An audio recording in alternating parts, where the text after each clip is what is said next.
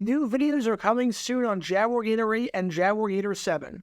Now that the new studio is up and running, we have time to commit to those channels again. Make sure to click the link in the description so you can subscribe to the channels now so you don't miss a moment of the action. And now, on with our feature presentation. When a player decides to come out of retirement, what are usually the reasons behind it?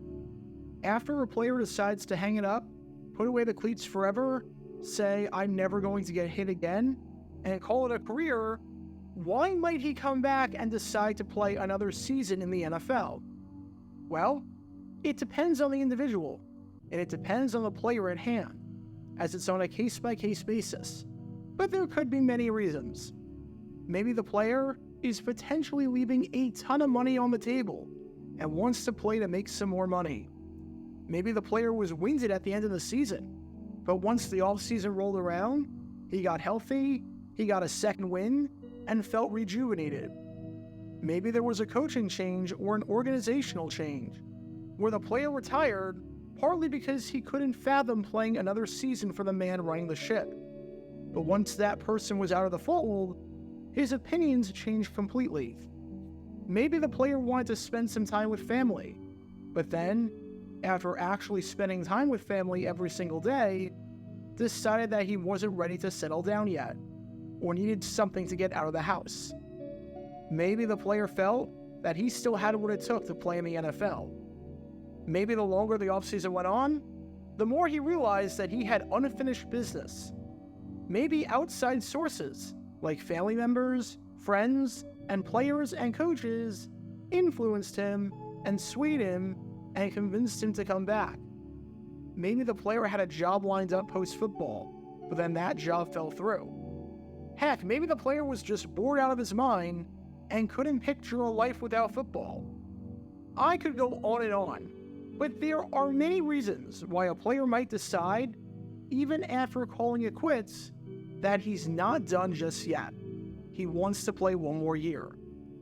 I've even talked about some of these instances on my channel before, so if you want to learn more about one of them in particular, you can do so by clicking the card in the upper right corner. However, of all the reasons for a player deciding to come out of retirement and play one more season in the league, I guarantee you that no one, not a single person on the planet, would do it for the reasons that the Baltimore Colts tried to get this man right here to do it. This man is wide receiver Jimmy Orr, and as we're about to find out, not only was he a very good player for a very long period of time, to the point where he might just be one of the most underrated receivers in the over century-long history of the National Football League, but he was ready to call it a career, and had his mind made up for quite some time about this decision. And the Colts tried to convince him to come out of retirement and play just one more season, but not for any of the reasons that you might expect, or for any of the aforementioned reasons at the top of the video. Because the reason the Colts tried to convince him to come out of retirement were, let's call it for what it is, so stupid, so disrespectful, and so laughably outrageous that there was no chance in the world that this grand plan of theirs, if you even want to call it that, was ever going to work. What they were thinking, I don't know, because this was not going to work in a million years. Because this is the story behind what might just be the stupidest retirement plan, not just in the history of the Colts, but in the history of the NFL. Before I talk about the actual plan in question, and what the heck the Colts were trying to do here, we need some context to understand just who the man you've been watching this whole time, Jimmy Orr, is, and why he even retired in the first place. It's no secret that the Colts have had many great receivers over the long and storied history of their franchise, from the likes of Raymond Berry and Roger Carr in Baltimore, the latter of whom you can learn more about by clicking the card in the upper right corner, to the likes of Reggie Wayne and Marvin Harrison in Indianapolis, arguably the greatest two-headed monster at wide receiver in the history of the NFL. However, this man, Jimmy Orr, doesn't get talked about a whole lot in the conversation when it comes to some of the greatest receivers in Colts history, and in the history of the NFL for that matter. But Jimmy Orr was incredible, and even though his name has somewhat been forgotten in NFL history more than half a century after his retirement, and more than half a century after his exit from the game, he deserves to be remembered as one of the all-time greats, if not in NFL history, then at the very least, in Colts history. Orr immediately burst onto the scene with the Pittsburgh Steelers, when in 1958, not only did he win AP Offensive Rookie of the Year, but he led the entire NFL with 27.6 yards per catch. It's a total so good that to this day, it's actually the second highest yards per catch average amongst all qualified receivers in a single season in NFL history, only behind Don McCafferty of the Boston Yankees, who averaged 32.6 yards per catch in 1947. This also makes it the highest total in a single season in NFL history since the NFL-AAFC merger. However, even though he was great in Pittsburgh, playing 3 seasons there, and even making it to the Pro Bowl in 1959, it would be with the Baltimore Colts where he truly shined, and where he cemented his legacy as one of the greats. In 10 seasons with the Colts, Jimmy Orr was nothing if not dependable and reliable, as just about every ball thrown his way, he caught. He was a beast on out routes. He was a beast on yards after the catch. He could beat you deep or with a slant route. He had incredible hands, never really dropping anything thrown his way. He had a very good catch radius, especially down low. In his 10 seasons with the Colts, he amassed 5,859 receiving yards and 50 touchdowns. In fact, by the time his Colts career was done, he ranked 3rd in franchise history in receiving yards, only behind 2 Hall of Famers in Raymond Berry and halfback Lenny Moore. Today, he ranks 6th, as Marvin Harrison, Reggie Wayne, and T.Y. Hilton have since surpassed him. And on top of that, his 50 receiving touchdowns not only ranks 5th in franchise history today, but at the time he called it a career, ranks 2nd, only behind Raymond Berry, who had 68. Keep in mind that outside of Don Hutson, Raymond Berry is widely regarded as the greatest receiver of the pre-merger era. So if the only guy ahead of you in a big-time stat is Raymond Berry, you did something right. Not only did Orr finish his career with 19.3 yards per catch, but amongst all players in franchise history with at least 50 receptions, this is the top total. In fact, when you count his time with the Steelers, he ended his career with 19.8 yards per catch, which ranks 8th in NFL history today, only behind guys like Hall of Famers Paul Warfield and Bob Hayes, and New York Giants legend Homer Jones, who you can learn more about by clicking the card in the upper right corner. He was a deep threat machine. But we're not done yet, because Jimmy Orr was that good. He was named a first-team All-Pro and a Pro Bowler during the 1965 season when he helped guide the Colts to the playoffs after leading the team with 847 yards and 10 receiving touchdowns. In 1962 and in 1965, he finished inside the top 3 of the NFL with the Colts in receiving touchdowns, finishing 3rd in both of those years. He had 3 seasons with the Colts where he ranked inside the top 10 of the league in receiving yards. And not only did he have 4 seasons with the Colts where he was inside the top 10 in yards per reception, but he led the league in that category twice, doing so in 1964 when he amassed 21.7 yards per catch, and in 1968 when he amassed 25.6 yards per catch. Combined with his 1958 season with the Steelers, and he had 3 seasons where he led the league in yards per reception amongst all qualified players. For some perspective, at the time, that made Orr the only player in NFL history to ever do this, and to ever lead the league in this category 3 times. Since then, Stanley Morgan of the New England Patriots and Deshaun Jackson, with 3 separate teams, have done this. And by the time he officially called it quits after the 1970 season, when you combine his time with the Pittsburgh Steelers over his first 3 seasons, from 1958 to 1960, and the Baltimore Colts from 1961 to 1970, where he played 10 seasons, he had 66 receiving touchdowns and 7,914 receiving yards. At the time, this put him 8th in NFL history in receiving touchdowns.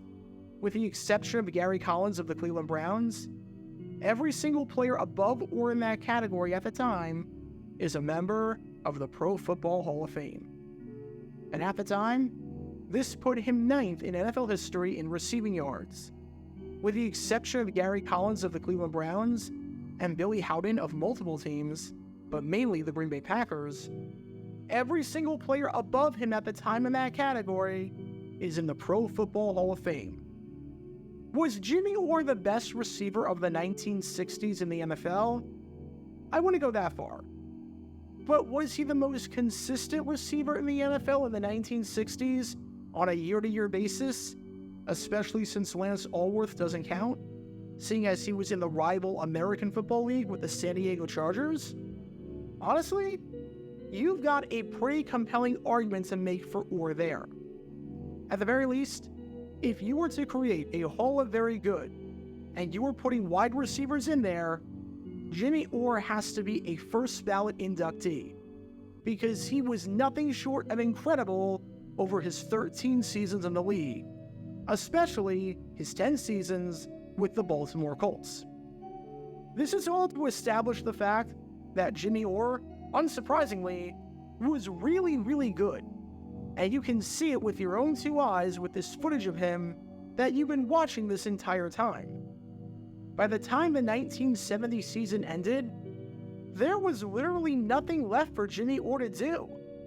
He had done everything he needed to. He accomplished just about everything. He was starting to decline anyways, which was natural, seeing as he was going to be 36 years old in 1971. And in 1970, he had one of the worst years of his career, only catching 10 passes for 199 yards and 2 touchdowns. In seasons where he played at least half the year, all of these were career lows. Although if you want to learn more about one of those touchdowns in particular that he caught during 1970 in depth, you can do so by clicking the card in the upper right corner. It was a pretty nice touchdown against the Boston Patriots, if I do say so myself. He had his championship, seeing as in 1970, the Baltimore Colts won Super Bowl V over the Dallas Cowboys. So Orr had that under his belt. He had his ring. It was just a natural time for Orr to call it a career, especially since he was considering doing that after the 1969 season anyways. In fact, after 1969, it seemed as though Orr was going to take a position in the Canadian Football League as a wide receivers coach for the Montreal Alouettes. Said Alouettes head coach Sam Etcheverry, who was just taking over the Alouettes in 1970 for the first time, as soon as I took this job after the 1969 season, I contacted Jimmy and asked him if he'd be interested in a job on my coaching staff. At the time, I knew he was considering retirement. He was most interested, but then at the last minute, he finally decided he would play 1 more year with the Colts. And if that wasn't enough of an indication that Orr was going to call it quits after 1970 no matter what, even after the 1967 season, when he felt that he was losing playing time, seeing as Ray Perkins was in the fold, he said that he was thinking about retiring. Said Orr to then head coach Don Shula, "I caught only 3 passes all year, and you have a lot of good young receivers. If you don't want me back, we'll forget the contract. If Perkins is okay, I'll retire."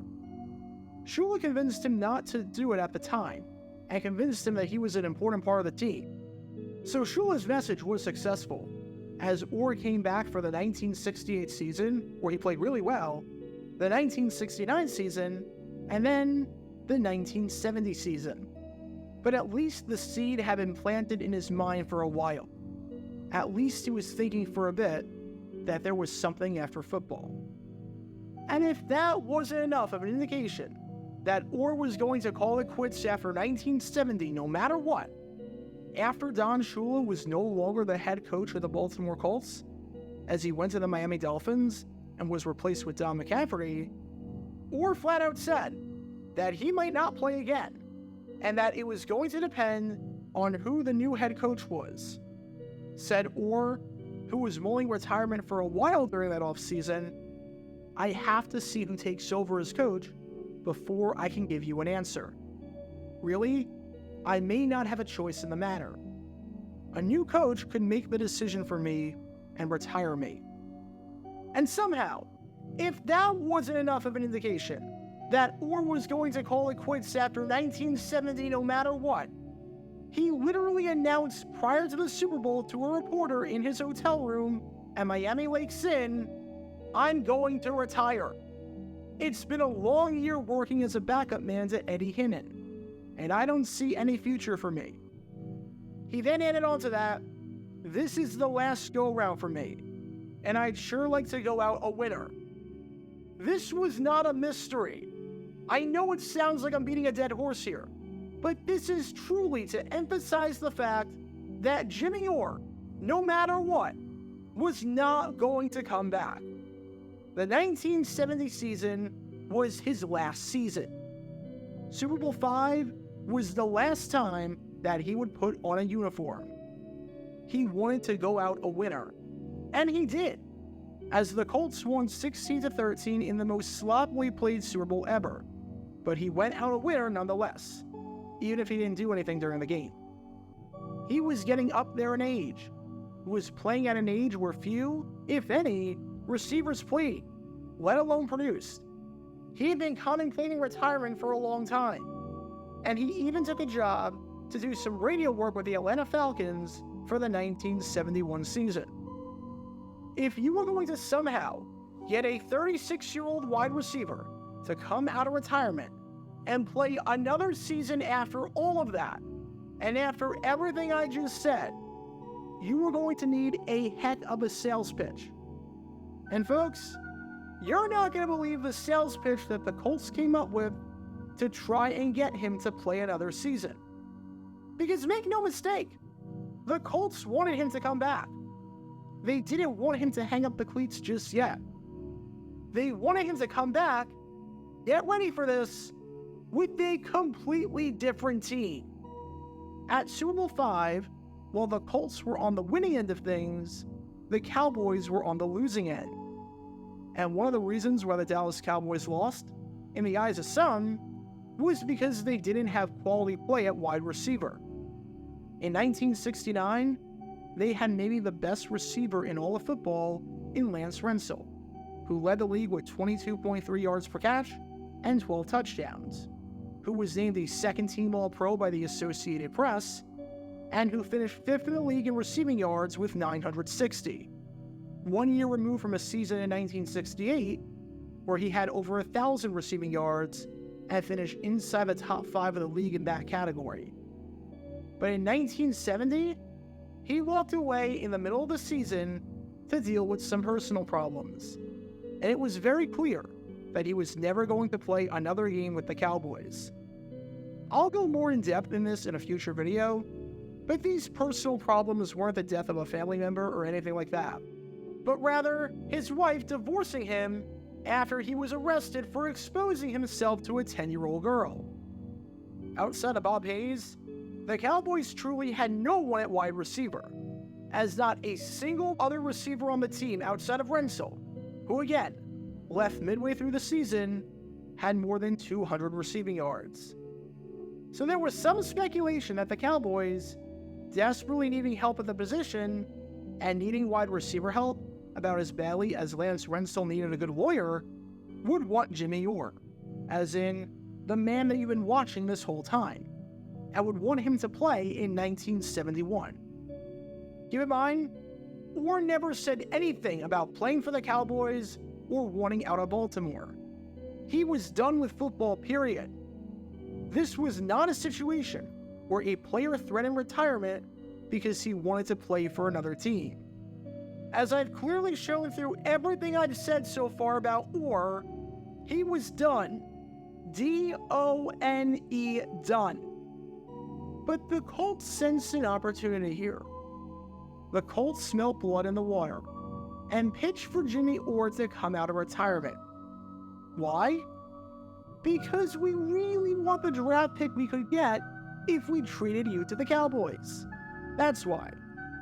I should also note that there was one report about Washington also possibly being a target, seeing as head coach George Allen loved veterans and older players. But much like the Cowboys rumor, it was nothing more than speculation, as no one in Washington, and no one in Dallas for that matter, commented on the issue. But here's how this unretirement plan would work. Step 1, Jimmy Orr comes out of retirement. Step 2, the Colts trade Jimmy Orr to the Cowboys, because clearly, a 36-year-old receiver who's done nothing the past 2 seasons and has lost a step and doesn't want to play football is going to be the answer to Dallas's receiving problems. Like how the Tennessee Titans right now, to bolster up their anemic receiving unit, should go out there and see what Julio Jones is up to. Step 3, the Colts get a draft pick out of this whole ordeal. Seriously, that was the grand plan that the Colts hatched up, as they tried to get Jimmy Orr to come out of retirement. Please come out of retirement and play another season for us. But not because we want you, but because we think that we might be able to get something for you in a trade. Put all of your career plans for the future aside, move to a completely new city, and worry about things like buying a house and making new friends and whatnot, and do it out of the kindness of your heart so that we can get a draft pick and get better. I mean, do I even need to say anything else? This is how you're going to treat a franchise legend? You're going to convince him to come out of retirement and uproot his entire life when he wants to settle down and doesn't want to put the pads on again. And you're going to do so by convincing him that he should play for another team? Imagine if the Tampa Bay Buccaneers tried this with Tom Brady and said, "Hey, Tom, we want you to come out of retirement, but we want you to come out because the Arizona Cardinals really need a quarterback this season, and we think they might be an interested trade partner." First off, aside from the fact that I don't even know if the other team would have taken the trade because they know that you don't want to play, did you really think this plan was going to work? It's literally like if you live in Chicago and you're already on thin ice with your girlfriend, and you've been thinking of calling it off for a while. Not because you necessarily hate her or anything like that, but because you're just not compatible anymore. Your girlfriend says, "Hey, I'm moving to Los Angeles, and I'm going to move across the country. I want you to come with me, but not because I still want to date you. I'm going to dump you immediately after you move to LA and uproot your life, and I'm going to find someone else. But I want you to do it for me." What the heck is the logic behind that? No one in their right mind would take that offer. Not even the most desperate guy on the planet would take that offer. It'd just be outright insulting, and to suggest otherwise is laughable. But number 2, this is really how you're going to treat a franchise legend? You're going to propose this offer? This offer to him? He gave you a decade of service. He helped you win a ton of games. He helped you make the playoffs a handful of times, at a time when only a select few teams made it. He scored a ton of touchdowns, and some big ones at that. He became one of the best receivers at the time in the half-century-long history of the league in the sport, and he did it the right way.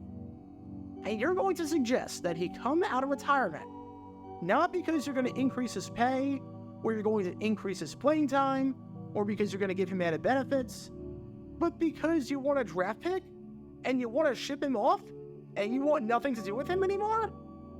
I mean, there's giving people a sour send-off, and then there's whatever the heck this is.